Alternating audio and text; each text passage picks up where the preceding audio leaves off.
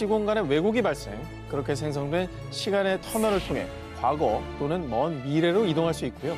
심지어 반중력 시스템을 이용해 달, 화성 등 우주에 도달하는 것도 가능했다고 합니다. 인간의 역사는 전쟁의 역사라 할 만큼 수많은 전쟁이 있었습니다. 그런데 인류의 운명을 결정한 그 중요한 전쟁에는 우리가 알지 못하는 누군가 은퇴했을지도 모르는 엄청난 진실이 숨겨져 있을지도 모릅니다.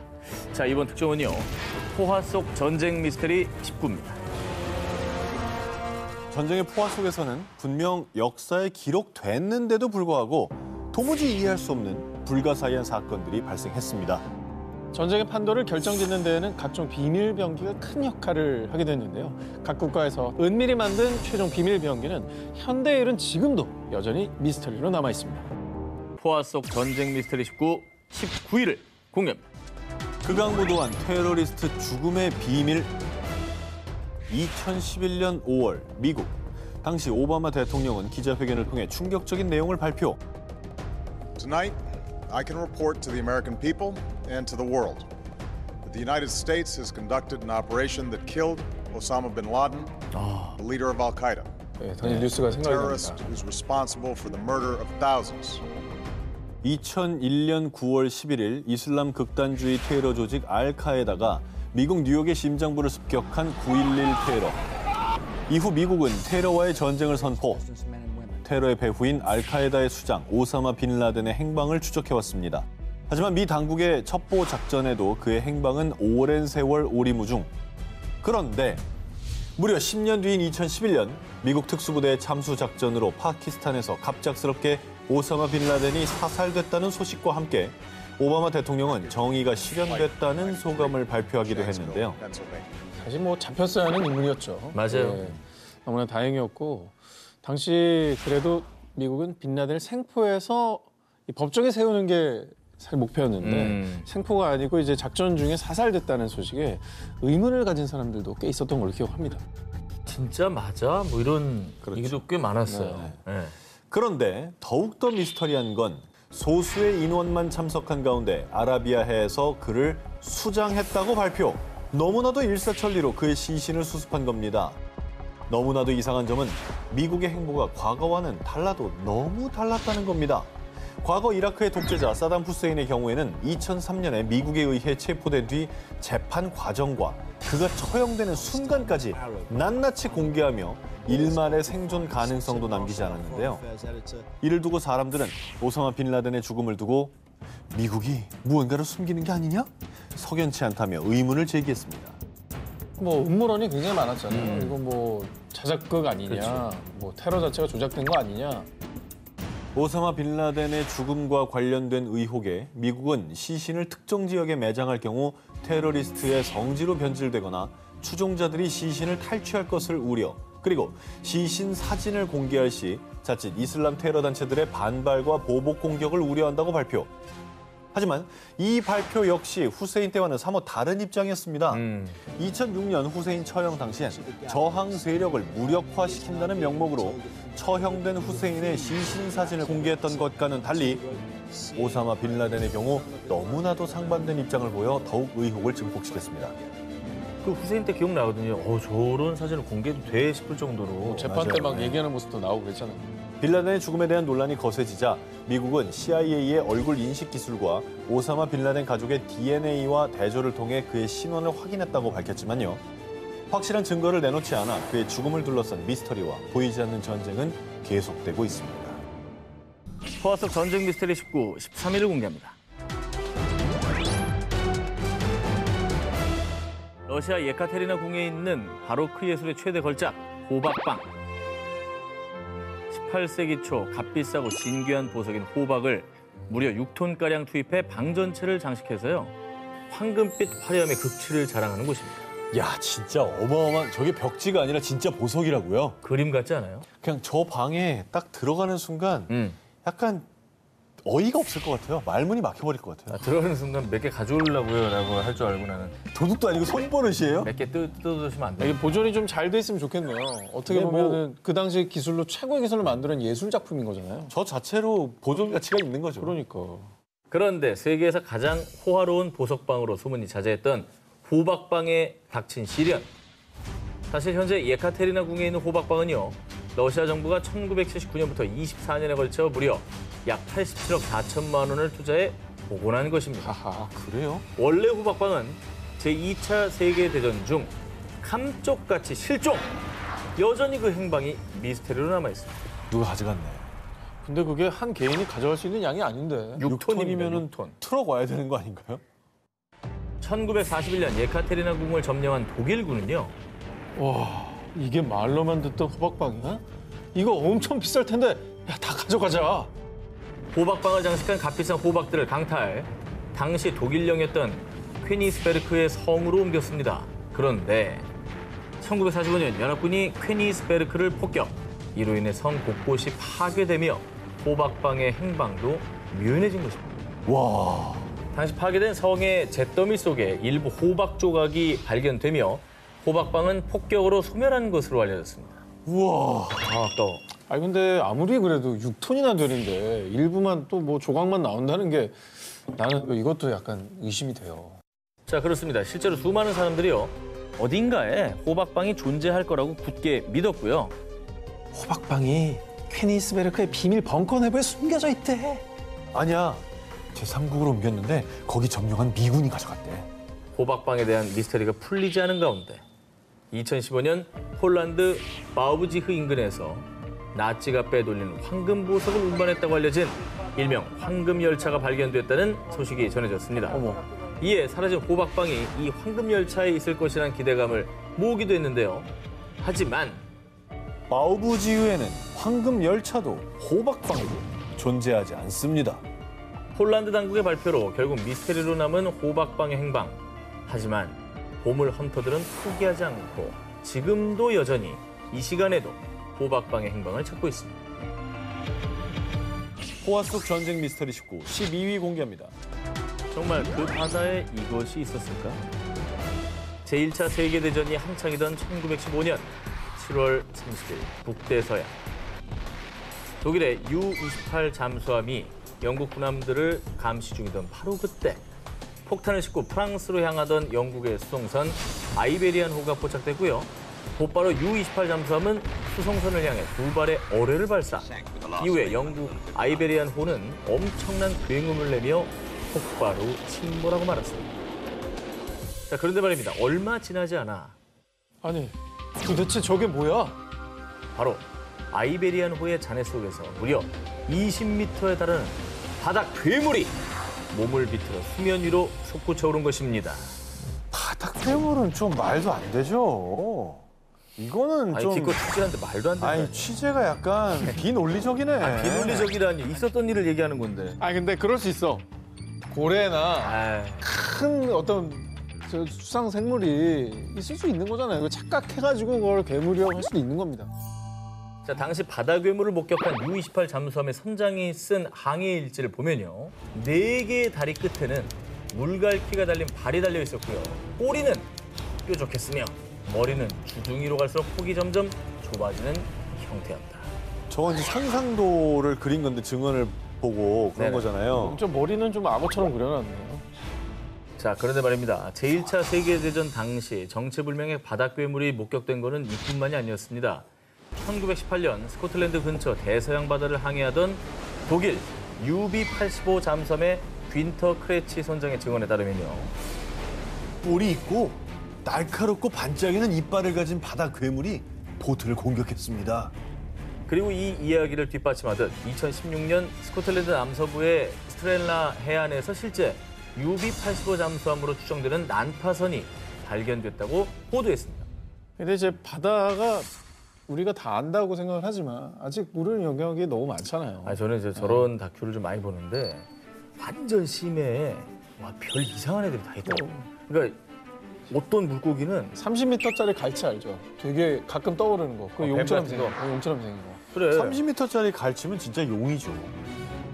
그리고 지난해 2월 스코틀랜드의 한 해안가에서는요. 목이 긴 생물의 해골이 발견되는 등 척추가 엄청 길다. 북대서양 인근에서 여전히 괴물과 관련된 미스터리가 전해지고 있다고 합니다. 호화 속 전쟁 미스터리 19 11위를 공개합니다. 미 남북 전쟁 잠수함 미스터리.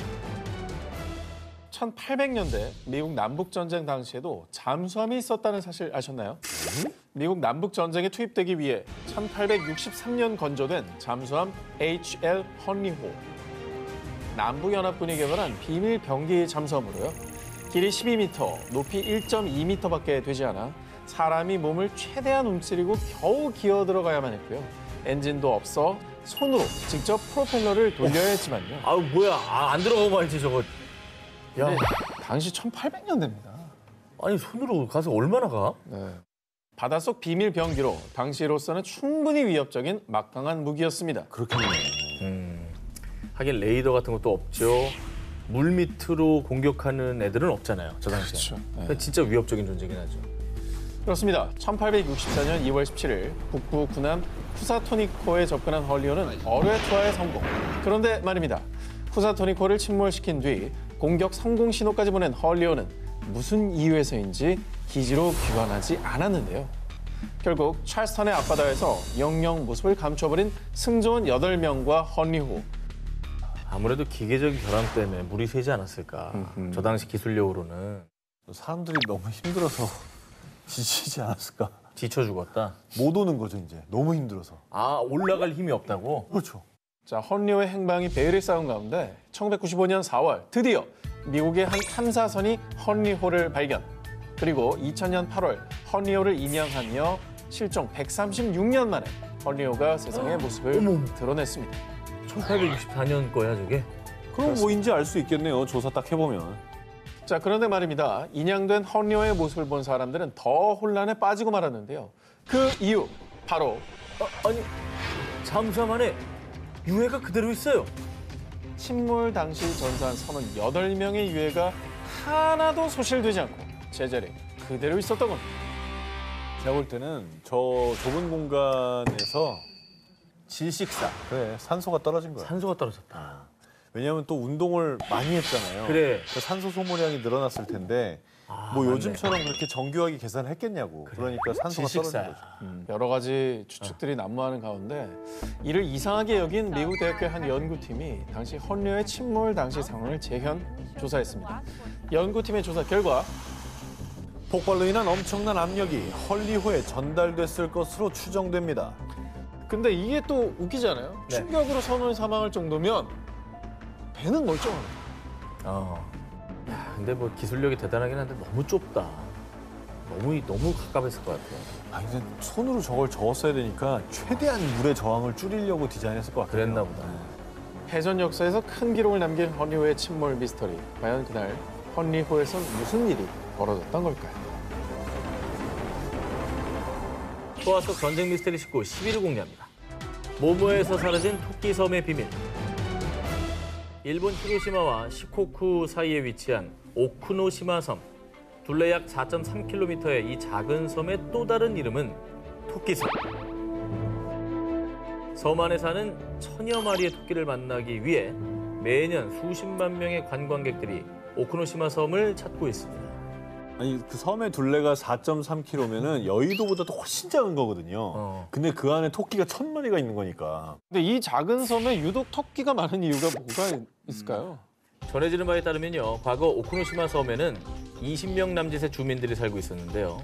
그런데 제1차 세계대전 이후 갑작스레 오쿠노시마 섬을 찾은 일본군들이 주민들을 섬 밖으로 내쫓은 뒤 급기야 일반인의 출입을 금지했다고 합니다. 아니 굳이 뭐 잘 살고 계신 왜 주민들을 내쫓죠? 여기를 군인들이? 뭔가 비밀 군사 용도로 활용하려고 한 것 같은데요. 대체 그 이유가 뭐냐? 1929년부터 제2차 세계대전이 종전된 1945년까지 오쿠노시마 섬에서는 아주 은밀한 공장이 가동됐는데요. 그 정체는 독가스 제조 공장. 일본군은 제2차 세계대전에서 사용할 독가스를 실험하고 제조할 비밀스러운 장소로 이곳 오쿠노시마 섬을 선택했고요. 16년간 약 6,600톤의 독가스를 제조, 군사 기밀을 지키기 위해서 심지어 당시 지도에서 오쿠노시마 섬을 치우기까지 했습니다. 731 부대 하면서 인체 실험했지. 저런 독가스 쓰지 말아야 될 무기를 만들었지. 참 참혹하네요. 자, 설에 의하면 당시 토끼를 이용한 극악무도한 독가스 동물 실험이 이루어졌다고 하는데요. 그런데 1945년 제2차 세계대전에서 일본이 패망하자 일본군은 공장을 폐쇄한 뒤 섬을 떠나고 당시 살아남은 토끼들이 번식하며 지금의 토끼섬이 됐다고 추정되고 있습니다. 불쌍한 얘기네요, 진짜. 야, 진짜 뭐 썰이고 추정이긴 하지만 이게 사실이라면 토끼섬이 된 이유가 너무나 가슴이 아프네요. 진짜. 그러니까 저 토끼들의 조상들이 독가스 실험에 다 이용당했다라는 그렇죠. 거네요. 혹시 섬에 사는 수많은 토끼가 이 잔혹한 역사의 미스테리를 간직한 비극적인 전쟁의 증거가 아닐까 싶습니다. 포화 속 전쟁 미스터리 19, 9위 공개합니다. 히틀러 뭐뭐뭐 미스터리.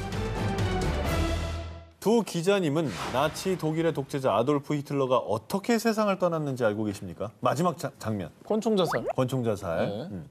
1945년 4월 30일 제2차 세계대전 당시 독일의 폐색이 짙어지자 독재자인 아돌프 히틀러는 독일 베를린의 지하 벙커에서 연인이던 에바 브라운과 함께 청산가리를 복용한 뒤 권총으로 자살했다라고 전해졌는데요. 네. 그리고 다음 해 소련군에 의해서 매장됐던 히틀러의 유골이 발굴, 이후 2000년 러시아 국가기록보관소에서 총탄의 흔적이 남은 그의 두개골을 보관 중이라고 공개했습니다만 이후에 그의 죽음은 수많은 의혹과 음모론을 불러 모았습니다.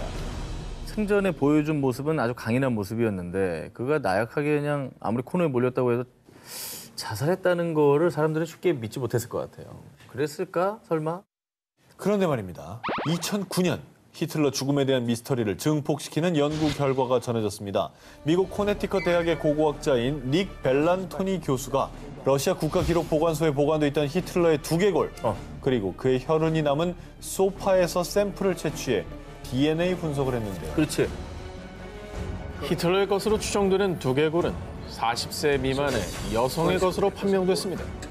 에바 브라운 아니야? 일단 히틀러라고 하면 맞는 게 하나도 없어요. 연인인 에바 브라운의 두개골일 수도 있다라는 가능성도 제기됐지만 브라운의 알려진 사인은 총상이 아니었고요. 해당 두개골이 에바 브라운의 것이라는 명확한 증거를 밝혀내지 못했습니다. 히틀러의 두개골을 러시아에서 가지고 있다고 발표한 것도 사실 미스터리였어요. 왜 거기가 있는지. 근데 그것조차 뭐 분석해보니까 사실이 아니라고 하니까 야 이게 음모론이 더욱더 스물스물 나올 수밖에 없는 상황인 것 같습니다. 어디 있을까요? 그런데 9년 뒤인 2018년 미스터리함을 더욱 증폭시키는 또 다른 연구 결과가 나왔는데요. 러시아가 보관 중이던 두개골이 히틀러가 사망 1년 전에 찍은 엑스레이 사진 속의 두개골의 모양과 정확히 일치한다고 전했고요. 게다가 러시아가 보관 중이던 히틀러의 치아에 대한 추가 조사를 통해서 그의 치아 일부에서 독극물의 흔적까지 발견됐다며 히틀러가 독극물을 먹고 권총으로 자살한 것이 맞다는 결론을 내렸습니다. 아니 40대 미만 여성의 두개골을 하면서요. 같은 두개골로 조사한 건데 미국과 프랑스의 연구 결과가 이렇게 차이가 나는 거는 누구 말을 믿어야 되는 겁니까? 러시아가 보관하고 있는 두개골은 정말 히틀러의 것일까요? 만약 아니라면 그 두개골의 정체는 뭘까요? 포화 속 전쟁 미스터리 19 8위를 공개합니다. 게임 광고 소문의 진실은 1941년 12월 7일 일본이 미국 하와이 진주만을 기습 공격한 진주만 공습 사건. 당시 미국은 188대의 항공기가 파괴되고 군인 2,000명 이상이 전사하는 큰 피해를 보았고요. 역사상 최초로 자국의 영토가 공격당한 것에 큰 충격에 휩싸였습니다. 미국인들의 자존심에 엄청난 스크래치였던 거죠. 자국의 영토가 공격을 당했으니까요. 결과적으로는 저 진주만 습격 때문에 미국이 2차 대전에 참전을 한 거니까. 미 전역이 전시태세에 돌입, 잔뜩 긴장한 가운데 한 광고가 논란의 중심에 섰습니다. 보시죠. 뭐야 이거? 주사위 아니야? 진주만 공습이 있기 16일 전인 1941년 11월 22일 한 잡지에 실린 이 주사위 게임 광고가 사실은 진주만 공습을 예고했다는 겁니다. 아니 저게 예고라고? 왜 그렇지? 누가?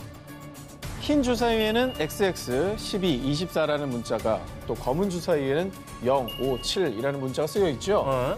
자, 여기서 XX는 죽음을 상징하고 주사위에 새겨져 있는 숫자 12와 7이 진주만 공습 날짜인 12월 7일을 의미한다는 겁니다. 게다가 탐조등의 밤하늘을 비추는 듯한 그림과 함께 이런 글이 실려 있었습니다. 우리는 당신이 공습 대피소에서 긴 겨울밤을 보내지 않기를 바랍니다. 저기 밑에 있네. 가공식품, 양초, 물병, 비타민 등도 잊지 마세요. 어머. 아니 근데 사실 미국은 공습 대피라는 개념이 없었어요. 미국은 저건 영국이나 프랑스 애들이 주로 있었던 거고. 자국 영토가 공격당한 적이 없습니다. 그럼. 저 그림 자체도 대피소에 있는 모양 아니에요? 이렇게 좀 어두컴컴한 데서 모여서. 사건의 심각성을 인지한 FBI가 조사에 투입. 광고를 낸 잡지사를 조사했습니다. 네. 그런데 광고 사본이 잡지사에 전달될 당시 이를 의뢰받은 직원은 누가 광고를 의뢰했는지 기억하지 못했고요. 네. 수수료 역시 현금으로 전달을 해 아무런 기록이 남아있지 않았던 겁니다. 냄새 나네, 냄새 나. 아, 냄새 난다. 어쨌든 일리가 있다고 생각하니까 FBI가 사건에 관여를 했겠죠. 그렇습니다. 네. 자, 그렇게 사건이 미궁에 빠지려던 찰나 실체를 알 수 없었던 광고 의뢰인의 정체가 드디어 밝혀지게 되는데요. 누구?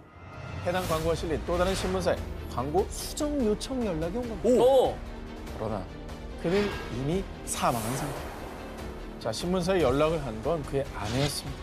그 주사의 광고는 단지 홍보 목적이었을 뿐이라고요. 남편이 게임 광고를 만들 당시 본인도 함께 디자인에 참여했다며 진주만 공습 예고서를 부인했지만요. 사건에 대한 의혹은 여전히 풀리지 않고 있습니다. 공습 2주 전에 이제 광고가 게시된 것도 이해에 불구하고 광고를 만든 사람도 사망했다고 그러고. 저기 진짜 이상한 그림이라니까.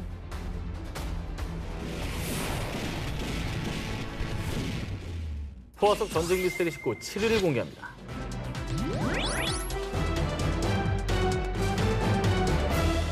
베트남 전쟁 초기인 1962년 3월 14일 약 90명의 군인을 태운 미군 수송기 플라잉 타이거 라인 739편은요. 캘리포니아에서 최종 목적지인 베트남을 향해 출발했습니다. 그런데 이틀 후 현재 위치를 보고하라. 739편 응답하라. 마지막 교신으로부터 몇 시간 후 739편은 갑작스럽게 연락이 두절 태평양 한가운데서 감쪽같이 실종되는 전대미문의 실종 사건이 벌어졌습니다. 그런데 정말 미스터리한 점은요.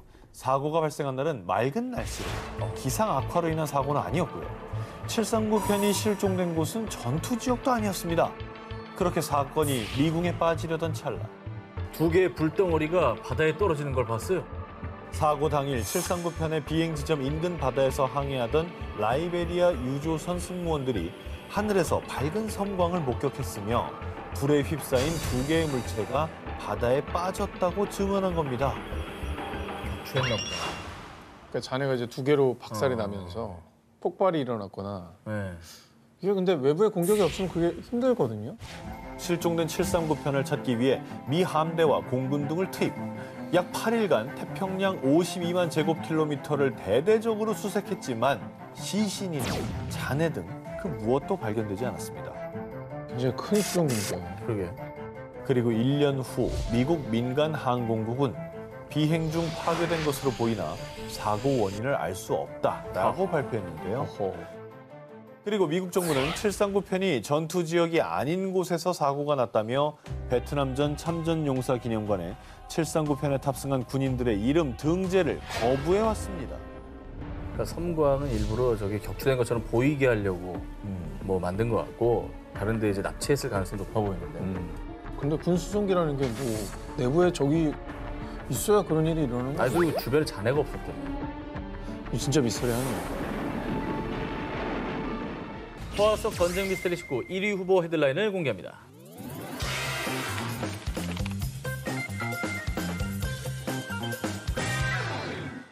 포화 속 전쟁 미스터리 19, 저 한 기자의 1위 후보 공개합니다. 1951년 6월 한국 전쟁이 한창이던 당시 북한군이 점령한 강원도 도솔산을 탈환하기 위해 투입된 국군 해병대 제1연대.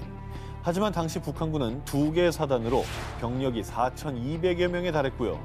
북한군이 수많은 지뢰를 매설한 탓에 해병대는 전투에 큰 어려움을 겪었는데요.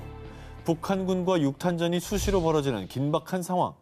그런데 설상가상으로 전투 중에 적에게 다량의 무전기까지 빼앗기는 사태가 발생. 아 어떡하냐. 적군이 우리나라 말 다 알고 있는 상대 아니겠습니까? 뭐 통신 체계를 다 바꿀 수도 없는 거고. 갑자기 어떻게 바꿔? 그러니까. 그런데 말입니다. 수적 열세와 작전 노출에도 불구하고 도솔산 전투는 우리 국군의 승리로 끝나는데요. 그렇다면 과연 우리 군인들은 어떻게 이 위기를 극복할 수 있었던 걸까요? 실제로 작전 유출로 인해 폭격에 실패하는 일이 발생하자 해병대는 작전 보안을 유지할 수 있는 방법을 고민하기 시작했는데요. 그리고 이때 아, 그래. 우리한테도 비밀 병기가 있었어. 적의 감청으로부터 작전 보안을 지켜내기 위해 당시 대대장이었던 공정식 사령관이 기막힌 비책을 떠올리는데요. 글로쪽 가당봉은 큰크는 소낭이 나옵니다게. 그 뒤서 또 단편으로 돌아선 도르봉갑서. 제주 말이야. 제주 말이지. 혼자 없어 얘. 이 도솔산 전투 비밀 무기의 정체는 바로 제주어 교신. 야, 북한도 진짜 머리 깨졌겠다 진짜. 알아는 뭔 소리나 애가. 그러니까 이게 한 30%가 캐치되니까 더 짜증나는 거지. 아예 안 들리면 상관이 없는데 조사나 뭐 중간중간에 주어나 이거 들리잖아. 뭐좀 가서까지는 알겠어.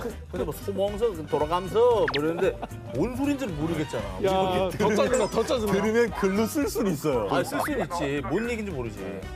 야, 그 아이디어 어떻게 그 생각을 진짜 하시지? 평소 전쟁사를 즐겨 읽던 공사령관은 태평양 전쟁 당시에 미군이 인디언 나바호족의 언어를 암호로 사용했던 것을 떠올려서 아이디어를 냈다고 하는데요. 뭐야, 너. 다행히 당시 해병대의 주축이었던 해병 3기와 4기생 대부분이 제주 출신이어서 비밀스럽게 제주어 교신이 가능했던 겁니다. 야, 또 북한군은 제주 출신이 오히려 적을 수밖에 없잖아요. 거의 없다시피 하지 않아요? 시리적으로.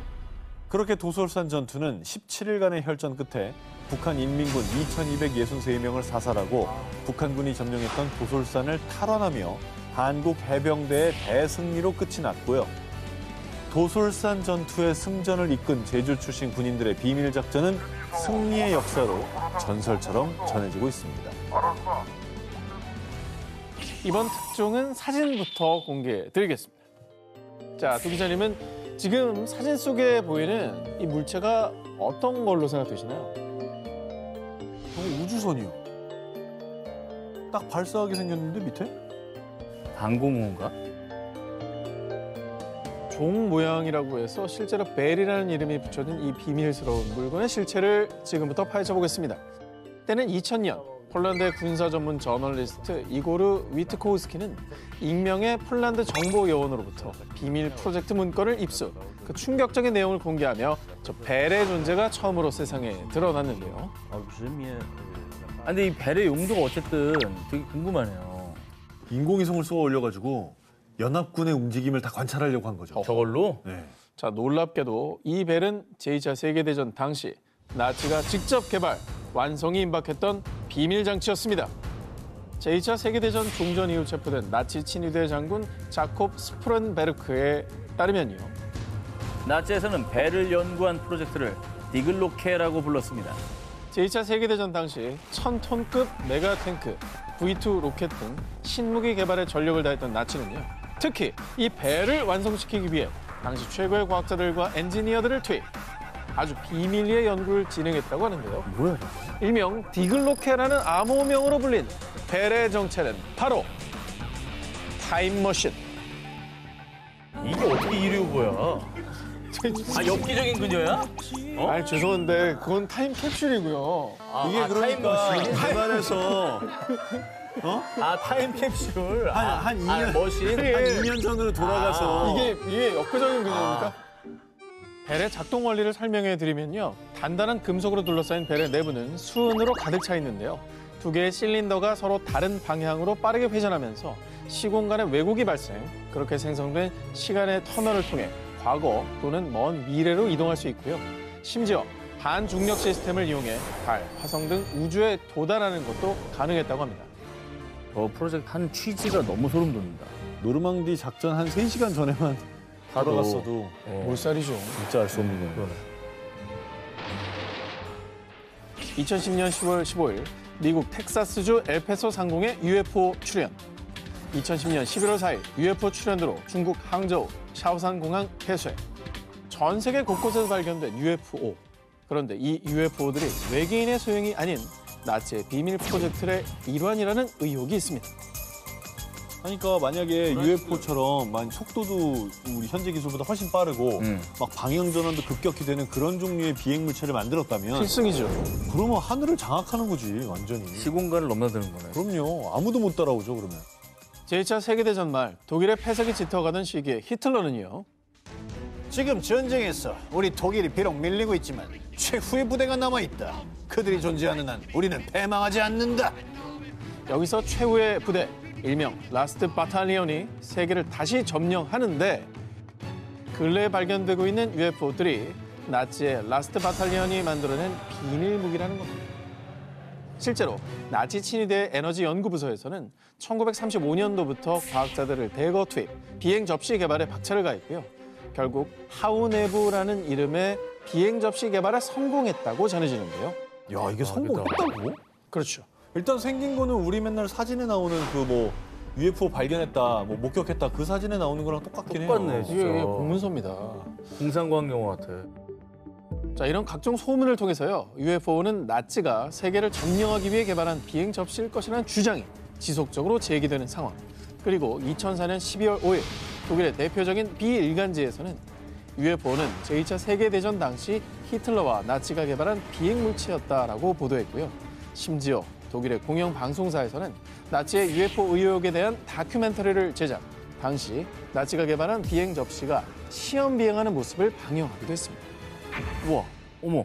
그러니까 이런 식으로 사진으로 나오면 딱 UFO 아니냐고.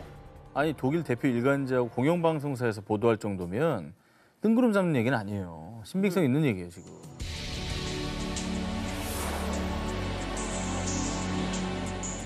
오늘의 데스크 월간 군사세계 기자 이세환님을 영상으로 만나보겠습니다. 안녕하세요. 네, 안녕하세요. 자, 오늘 저희의 기사에 대한 총평을 부탁드리겠습니다. 전쟁이라는 것은 인간의 본성을 파괴하는 그런 행위죠. 따라서 전쟁 상황 속에서 미스터리에 관한 많은 의혹들이 있을 수밖에 없습니다. 오늘 프리한 19에서 소개해드린 이런 기사 내용들은 전쟁이 아닌 상황에서는 정말 마주치기 힘든 상황들이 많았어요. 그렇기 때문에 아주 흥미롭게 봤습니다. 자 그럼 오늘의 1위 기사 발표해 주시죠. 1위는 나치의 비밀 프로젝트입니다. 나치가 만들었다고 의심되는 UFO의 경우는 모든 UFO 미스테리들의 원조가 되는 내용입니다. 사실 나치는 한때 전 세계를 정복하기 직전까지 갔던 너무나 공포스러운 존재였죠. 따라서 그들이 쉽게 몰락하지 않았을 것이라는 의문은 지금까지도 이어지고 있기 때문에 1위로 선정하게 됐습니다. 자 오늘 프리한 데스크 이세환님 고맙습니다. 고맙습니다. 야 이거 건졌네요. 건졌어요. 미국이 이란 군부의 실세인 솔레이마니 사령관을 암살한 이후 이란이 이라크 내 미군 기지를 공격하는 사건이 있었는데요.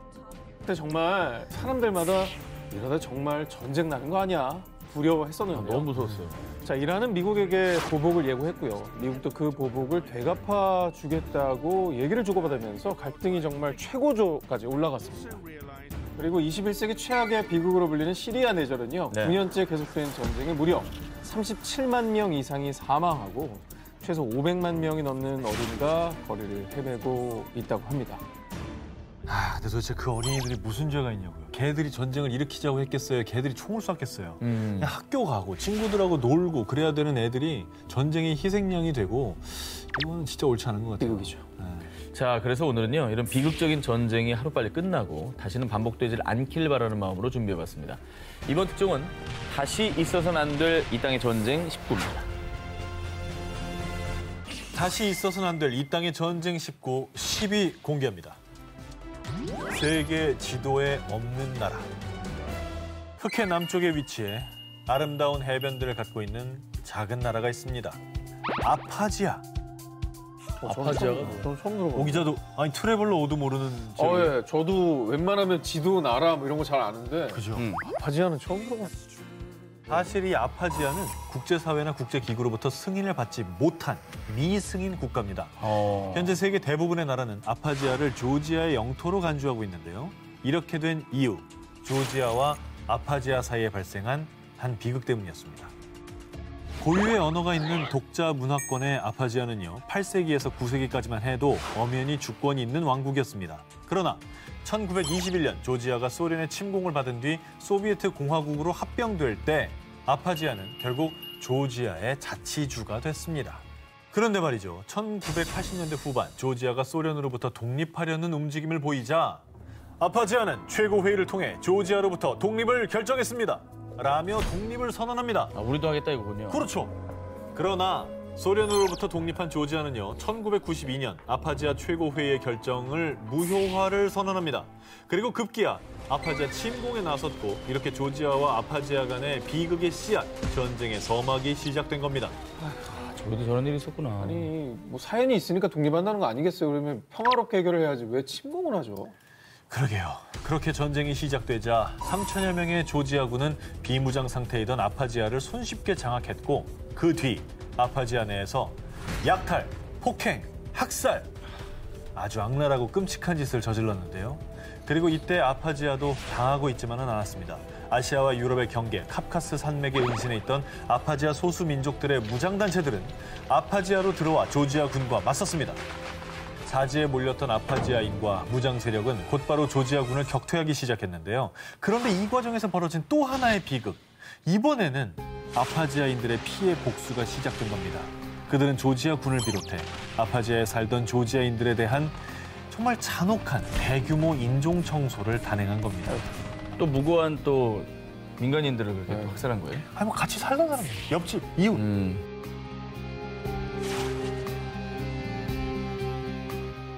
다시 있어서는 안 될 이 땅의 전쟁 19, 9위를 공개합니다.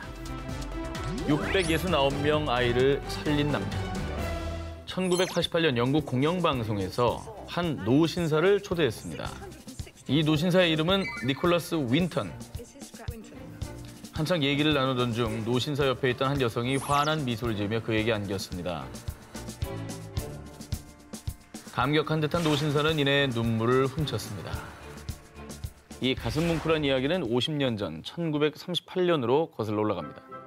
영국에서 금융업계에 종사하던 윈턴은 휴가 도중 친구 마틴이 있는 체코슬로바키아, 지금의 체코 프라하를 찾았습니다. 그런데 그는 마틴을 따라 봉사활동을 하러 간 곳에서 큰 충격을 받고 맙니다.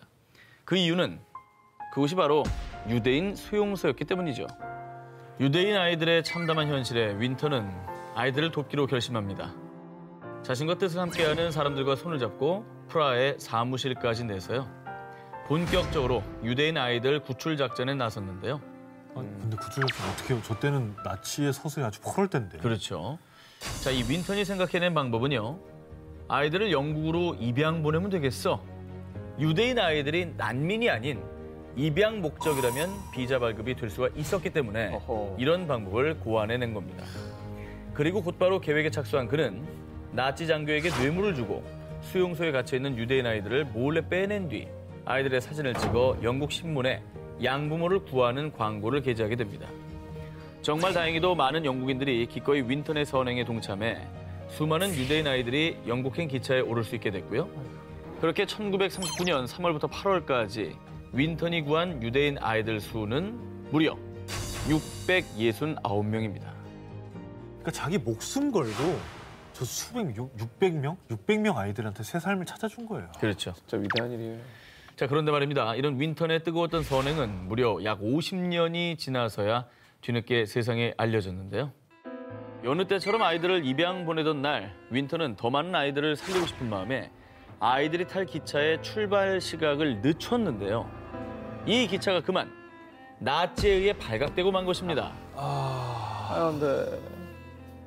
그래서 결국 250여 명의 아이들은 다시 수용소로 돌려보내졌는데요. 야, 이게 본인의 실수 때문에 이렇게 됐다라는 어떤 자책이 되게 크셨을 것 같아요. 그렇죠. 아니 이렇게 발각되면 그럼 그 다음이 또 없는 거잖아요. 그렇죠. 자, 그래서 윈턴은요.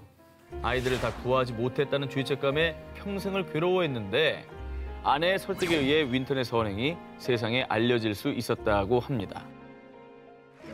Is there anyone in our audience tonight who owes their life to Nicholas Winton? If so, could you stand up, please?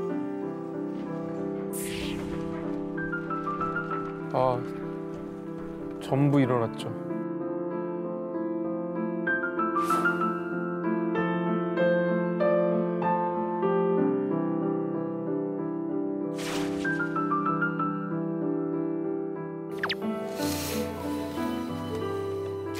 아이고. 저 기분이 어땠을까?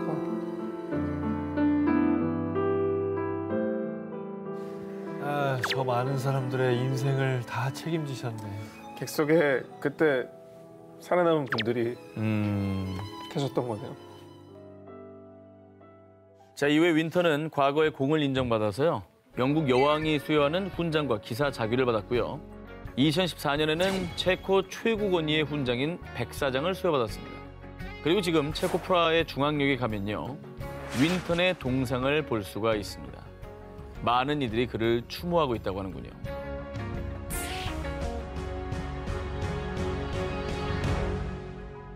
다시 있어서는 안 될 이 땅의 전쟁 19, 8위를 공개합니다.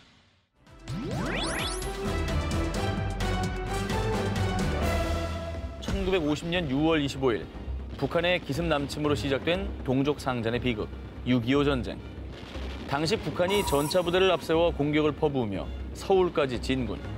갑작스런 맹공에 결국 우리 국군은 수도 서울을 빼앗겼습니다. 그 뒤 후퇴를 거듭한 끝에 부산 등 경상도 일부 지역을 제외하고 북한에 점령당하는 위기를 맞이했는데요. 이에 8월 한국군과 유엔군은 최후의 방어선인 낙동강 방어선을 구축해 사력을 다해서 북한군과 맞섰습니다. 그런데 8월 31일 북한군이 압도적인 병력으로 낙동강을 건너기 시작. 그런데 이때 또 유엔군 소속 미군의 주력 전차인 M26 퍼싱 전차 2대 중에 한 대 전차가 고장난 상황. 이 열악한 상황에 유엔군은 결국 후퇴를 결정할 수밖에 없었는데요. 그런데 그때 내가 혼자 전차에 남아 퇴로를 확보하겠소. 유엔군 소속 미 72 전차 대대의 어니스트 코우마 중사가 나섰습니다. 보병들이 후퇴할 시간을 벌어주기 위해서 홀로 남아 싸우겠다는 그렇게 코우마 중사는 목숨을 걸고 500여 명의 북한군과 맞서 싸웠고요. 자, 그렇게 밤 10시 30분쯤부터 시작된 전쟁은 다음 날 아침 7시 반경까지 이어졌고요. 그리고 치열한 전투 끝에 코우마 중사는 무사히 낙동강 제2방어선으로 복귀할 수가 있었습니다. 실제로 살아 돌아오신 거예요? 살았습니다. 슈퍼맨이네, 슈퍼맨. 아, 그럼 저때 저분이 저렇게 혼자 시간을 끌고 막지 않았으면 다른 병사들이 다 사망했을 수도 있는 거예요. 유엔군은 목숨을 부지하기 쉽지 않았겠죠. 자, 이후에 코우마 중사는 1951년 전우를 구하기 위해서 목숨을 건 공로를 인정받아 미국 최고 훈장인 명예훈장을 수여받았다고 합니다. 다음 특종입니다. 목숨을 바쳐 아군을 구한 코우마 중사처럼요. 6.25 전쟁터에서 숭고한 희생정신을 발휘한 또 다른 숨은 영웅이 있습니다. 누구시죠? 자, 1951년 10월 북한군은 우리 국군에게 위협을 가하기 위해서 흥미 옹진반도를 포함한 서해안 부근에 진지를 설치했습니다. 이후에 전략적인 기점이었던 옹진반도를 두고 국군과 북한군이 첨예하게 대립. 이에 우리 국군은 해상 통제 및 피난민 구출을 위해서 서해 경비작전에 돌입했습니다. 그리고 1952년 1월 4일 국군은 황해도 강령반도 앞 순이도에 모인 피난민 840여 명에 대한 대피작전을 실시했는데요. 이때 이 막중한 임무를 맡은 이는 바로 홍대선 하사. 당시 강령반도 일대는 북한군이 장악하고 있어 순이도에 접근하는 것 자체가 위험한 상황이었습니다. 하지만요, 홍대선 하사는 위험을 무릅쓰고 순이도 상륙에 성공했는데요. 그런데 피난민을 절반쯤 수송했을 무렵 비상 상황, 북한이 기습 공격을 시작했다. 예상치 못한 북한군의 기습 공격에 작전을 수행하던 군인들은 물론 자칫하면 배에 탄 피난민의 목숨까지도 위험해지는 상황. 그런데 이때 홍대선 하사는요, 크나큰 결심을 하고 맙니다. 국민을 구하는 것이 국가를 구하는 것이다. 홍대선 하사는 다른 동료에게 피난민 수송을 부탁한 뒤 홀로 LST-801 함에 있던 작은 배 VP정을 타고 나와서 북한군의 포격과 총격 속으로 뛰어들었습니다. 피난민이 안전할 수 있도록 북한군을 유인하려던 계획이었죠. 사실 죽음 앞에 두려움이 없는 사람이 어디 있겠습니까? 그렇죠. 그러나 이 조국과 이 국민들을 구한다는 어떤 마음 때문에 본인의 목숨을 던지신 거네요. 자, 하지만 얼마 뒤 홍대선 하사가 탄 VP정의 뱃머리가 파손. 결국은 더는 항진이 불가능한 상태에 달했습니다. 그러자 해안에 내린 홍대선 하사는 바로 기관총을 발사했습니다. 이렇게 한 이후 피난민이 구출선까지 안전하게 갈 수 있도록 스스로가 표적이 되기로 한 것입니다. 그러니까 주의를 분산시키기 위해서 그렇죠. 본인의 목숨을 내던지신 거네요. 그리고 결국 홍대선 하사는 흉부와 복부에 관통상을 입고 장렬히 전사하고 말았습니다. 그때 그의 나이는 고작 23살. 너무도 젊은 나이였습니다.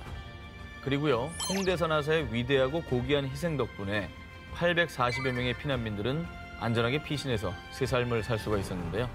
2012년에는 최첨단 유도탄 고속함의 함명을 그의 이름을 따서 홍대선 함으로 명명했다고 합니다. 홍대선, 그 이름을 지금이라도 꼭 기억을 해야 될 것 같습니다.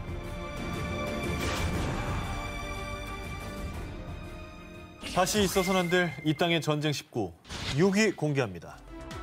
내전이 낳은 잔혹한 살상무기.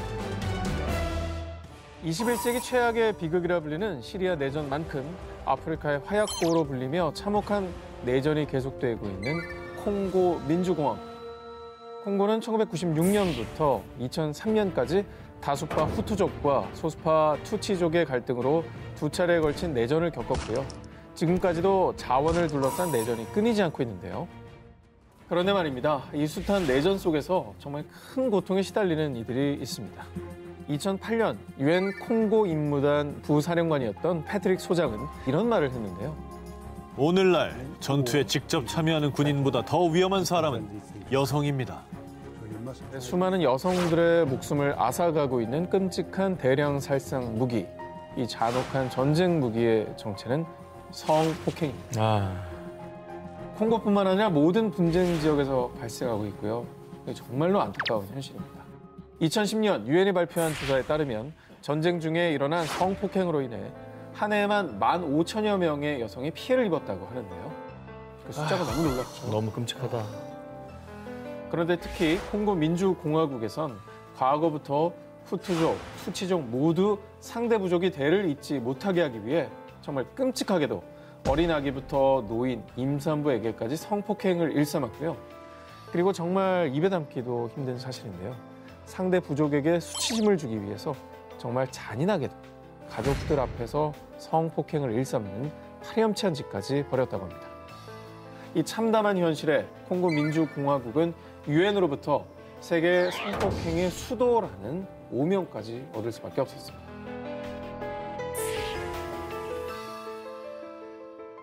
다시 있어서는 안 될 이 땅의 전쟁 19, 5위를 공개합니다.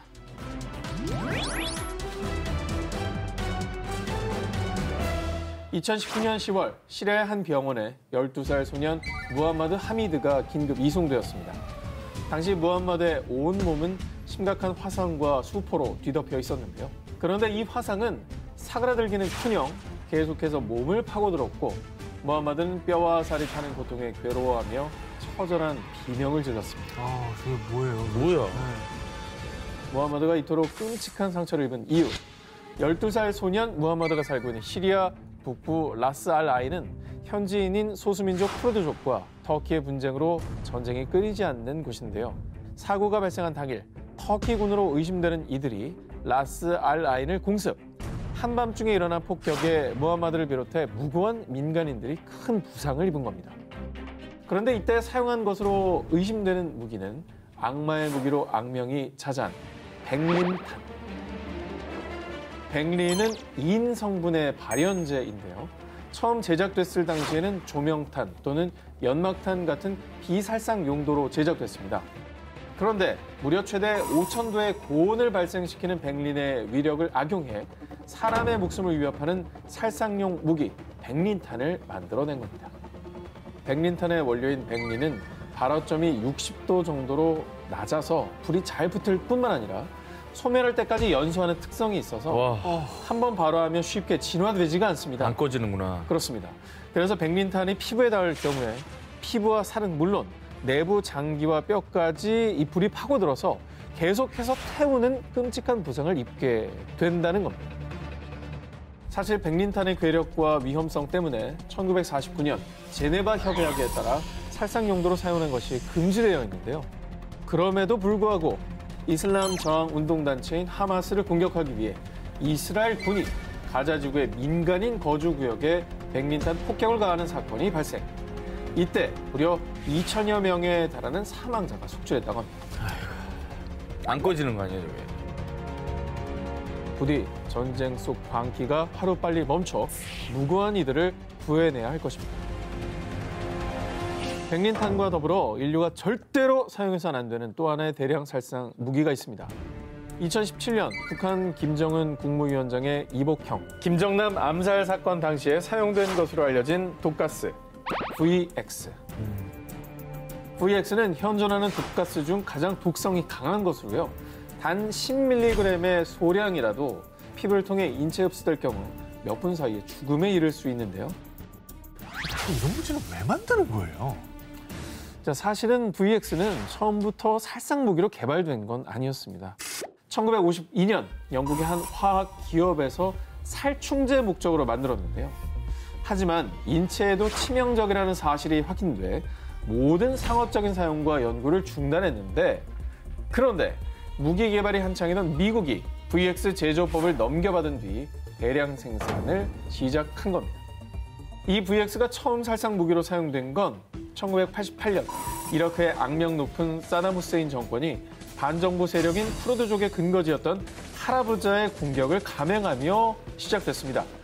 후세인은 이란과의 전쟁이 막바지로 치달을 무렵 독가스 VX를 할라브자 전 지역에 살포, 이 사건으로 어린이를 포함한 5천여 명이 사망, 그리고 7천여 명이 극심한 후유증으로 고통을 받게 된 겁니다. 저 정도로 위험한 살상 무기는 아예 개발 자체를 막아야 됩니다. 예. 이후 전범 재판에 선 후세인은 제 군사작전은 반정부 세력과 이라크에 침투한 이란 군인들을 대상으로 한 것일 뿐입니다 라며 자신의 죄를 인정하지 않았는데요. 그게 구분이 됩니까? 예? 아니 군인이건 민간인이건 인간에게 저런 살상 무기를 쓰면 안 되죠, 인간적으로. 다시 있어서는 안 될 이 땅의 전쟁 19, 3위를 공개하겠습니다. 악몽으로 남은 카틴숲 학살. 인류 역사상 최악의 전쟁, 제2차 세계대전이 한창이던 1943년 4월, 소련을 침공한 나치 독일은 스몰렌스크 인근 카틴숲에서 한 구덩이를 발견했습니다. 정말 충격적이게도 구덩이 안에는 폴란드인 시신이 무려 4천여 구가 12겹으로 층층이 쌓여 있었습니다. 이에 독일은요, 소련이 무자비하게 포로들을 집단 학살했다라며 충격적인 발표를 했는데요. 약 4년 전인 1939년 9월 독일이 폴란드를 침공하며 제2차 세계대전이 발발했을 당시 소련은 독일과 맺은 독소 불가침 조약에 따라 폴란드의 동부 지역을 점령했는데요. 이때 붙잡힌 폴란드인 포로들 약 45만 명 중 4만여 명의 포로들이 소련의 비밀 경찰 엔카베데의 손에 넘겨졌습니다. 그리고 엔카베데는 소련의 우호적이지 않은 반소련 포로들을 분류. 이때 분류된 포로들 중에는 다수의 엘리트 출신 군 고위급 장교들이 포함되어 있었는데요. 이 포로들이 향후 소련의 위협이 될 것이라 판단한 스탈린 공산당 서기장은 직접 명령을 내렸죠. 폴란드가 독립국으로 일어설 수 없도록 엘리트들의 씨를 말려라. 결국 소련군은 약 2만 명이 넘는 포로들 중 스몰렌스크의 카틴숲에서만 4천여 명의 포로들을 무자비하게 총살한 뒤 암매장하는 잔인한 학살을 자행했습니다. 와, 이건 정말 너무 잔인하다. 진짜 너무너무 잔인하다. 1929년에 그 제네바 협약에 따르면 포로들한테 비인도적인 대우를 해서는 안 된다. 또 전쟁 이후에 적법한 절차에 따라 전투에서 비인도적인 범법 행위가 있었는지를 조사하고 그 뒤에 이제 원래 나라로 송환해야 된다. 이렇게 규정이 돼 있지 않습니까? 네. 국제법 자체를 아예 그냥 다 어겨버렸네요. 그야말로 몰살을 했던 거죠. 네. 하지만 카틴숲 학살이 드러났을 당시 소련은 혐의를 극구 부인했습니다. 카틴숲 학살은 수십 년간 은폐되다 이후 1989년 고르바초프 공산당 서기장에 의해 늦게나마 진상조사가 시작됐고요. 마침내 1990년 4월 카틴숲 학살에 소련군이 개입되었습니다. 라며 자신들의 만행을 인정했습니다. 폴란드인들의 뼈아픈 역사를 조금이나마 치유하기 위해서는 부디 전쟁 가해국에 진실된 사과가 뒤따라야 할 것입니다. 그러면 다시 써서는 안 될 이 땅의 전쟁 19 1위 후보 헤드라인을 공개하겠습니다.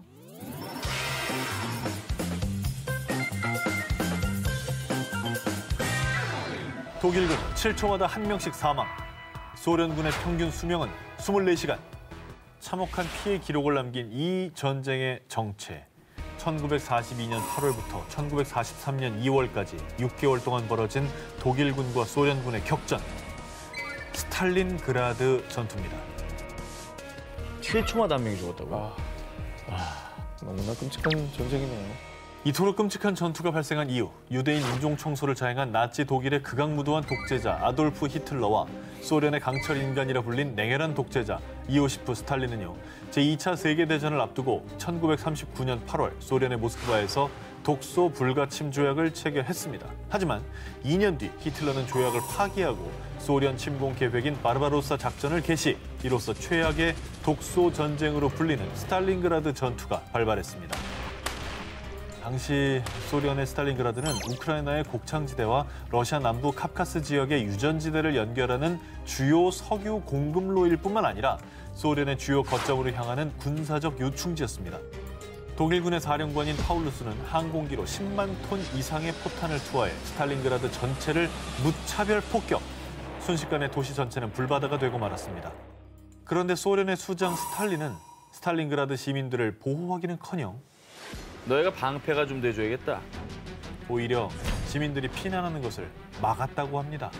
결국 이로 인해 무려 4만여 명의 민간인 희생자가 발생했고요. 게다가 한순간에 집과 가족을 잃어 고아가 된 어린아이들은 갈 곳이 없어 어쩔 수 없이 소년병의 지원에 위험한 전투에 투입됐다고 합니다. 아, 정말 무자비하네요. 어린아이들까지 전쟁에 동원을 하고. 정말 참혹하네요. 어린애가 웬 총입니까, 저게. 네. 한편 초반에는 전세가 유리했던 독일군. 하지만 전투가 길어지면서 겨울이 되자 식량이 고갈되고 혹한이 몰아닥쳤는데요. 결국 추위를 견디지 못해 동사하는 독일군들이 속출했습니다. 한편 독일군의 전력이 약해진 틈을 타 소련군은 독일군의 무기 보급로를 차단하며 반격에 나섰고요. 이렇게 한순간에 독일군은 포위당하고 말았습니다. 파울루스는 더 이상 아군의 죽음을 지켜만 볼 수 없었기에 곧바로 소련에게 항복을 선언했고요. 이로써 6개월간의 사투 끝에 스탈린그라드 전투는 독일군의 패배로 종결됐습니다. 6개월 동안 200만여 명에 육박하는 인명피해를 낳으며 역사상 최악의 단일 전투로 기록된 스탈린그라드 전투. 승전과 패전, 과연 이 모든 전쟁은 누굴 위한 것일까요? 1945년 제2차 세계대전이 종전하고 모두가 그토록 바라던 세계 평화가 오리라 예상했는데요. 하지만 대립의 끝, 미소 냉전 시대가 시작됐습니다. 1960년 소련이 자국 영공을 가로지르며 정찰 비행을 하는 미 첩보기를 격추시킨 미국 첩보기 격추 사건. 그리고 1962년 소련이 쿠바에 핵미사일을 배치하면서 미국과 소련이 핵전쟁 직전 상황까지 봉착했던 쿠바 미사일 위기 등 한순간도 긴장의 끈을 놓을 수 없는 냉전이 이어졌습니다. 그런데 말입니다. 양국의 냉전이 최고조를 향하던 1983년 9월 26일 자정. 소련 핵전쟁 관제센터의 정찰 위성이 전한 경보. 미군이 대륙간 탄도미사일을 발사했습니다. 게다가 처음 탐지한 미사일은 한 발이었지만 뒤이어 4발이 추가 탐지되면서 소련의 관제센터는 즉각 비상사태에 돌입했습니다. 그래서 만약 여기에 소련이 반격에 나서 미국을 향해 대륙간 탄도미사일을 또 발사를 한다면 제3차 세계대전까지 발발할 수 있는 긴박한 순간이었습니다. 한편 소련의 관제센터는 서둘러 반격할 준비를 마친 뒤 한 남자의 최종 결정만 기다렸습니다. 바로 당시 관제센터의 당직 장교였던 스타니슬라프 페트로프, 이 중령의 선택을 말이죠. 인류의 핵전쟁 발발 가능성이 그의 손에 달린 상황. 바로 그 순간 페트로프 중령은 미국에 반격할 미사일을 발사하지 않고요. 곧바로 상부에 보고를 올렸습니다. 미국의 대륙간 탄도미사일 발사는 컴퓨터 오류로 추정됩니다. 페트로프 중령이 이렇게 보고한 이유. 만약 미국이 핵전쟁을 벌이려 했다면 5발만 발사하지는 않았을 것으로 판단했기 때문이죠. 그리고 확인 결과 정찰 위성이 구름에 반사된 햇빛을 미사일로 잘못 인식한 거였는데요. 그런데 말입니다. 인류를 구한 페트로프 중령은 소련 당국에게 영웅 대접을 받기는커녕 오히려 군복을 벗어야 했습니다. 그 이유, 소련 당국에서 미사일 정찰 위성에 결함이 있다는 사실을 은폐하기 위해 페트로프 중령이 작성한 보고서가 잘못된 것이라며 누명을 씌운 것이었는데요. 아니, 페트로프 중령이 전쟁 막은 거 아니에요. 어리석다. 어리석은 자는 어느 때나 있구나. 하지만 다행히도 훗날 그에게 최초 보고를 받은 상관 보틴체프의 회고록을 통해 그날의 위대한 선택이 낱낱이 공개됐고요. 그리고 인도주의를 실천한 시민에게 특별 수여하는 세계 시민상을 수여했습니다. 아니 근데 사실 뭐 이렇게 영화 보면 뭐 지구를 구한 그 어벤져스니 뭐 슈퍼 히어로들 나오는데 정말 현실 히어로네요. 그러니까요. 지구를 구했잖아요. 지금 정말 구한 사람이죠, 그죠? 저 사람. 네. 자, 오늘의 데스크 연결해 보겠습니다. 국제부 정재 기자님 영상으로 만나보겠습니다. 안녕하세요. 안녕하세요. 안녕하세요. 자, 오늘 기사들에 대한 총평 전해 주시죠. 전쟁이라고 하면 흔히 역사책에서나 보는 것으로 생각하기 쉬운데요. 최근에 미국과 이란 간의 전운이 고조되면서 무고한 여객기 탑승자 전원이 사망하기도 하는 그런 일이 있었듯이 우리의 일상을 언제 어떻게 위협할지 모르는 것이 전쟁입니다. 오늘 기사를 보면서도 새삼 그런 현재 진행형인 전쟁 위기가 많다는 것을 알 수 있었습니다. 오늘 이 중에 1위 기사는 어떤 기사인가요? 1위는요. 버튼 하나로 인류를 구한 남자입니다. 자, 이 기사를 1위로 선정하신 이유도 듣고 싶습니다. 전쟁은 피할 수 있다면 피하는 게 최선입니다. 특히 이 경우는 핵전쟁이라는 엄청난 규모를 피했다는 의미가 있고요. 사실 아주 작고 사소한 사건이나 실수 하나가 전 세계인의 운명을 좌우하는 전쟁을 일으켜왔기 때문에 찰나의 순간에 전쟁을 막았다는 건 대단한 업적입니다. 자, 오늘 프리한 데스크 국제부 정재 기자님 고맙습니다. 고맙습니다. 축하합니다. 네.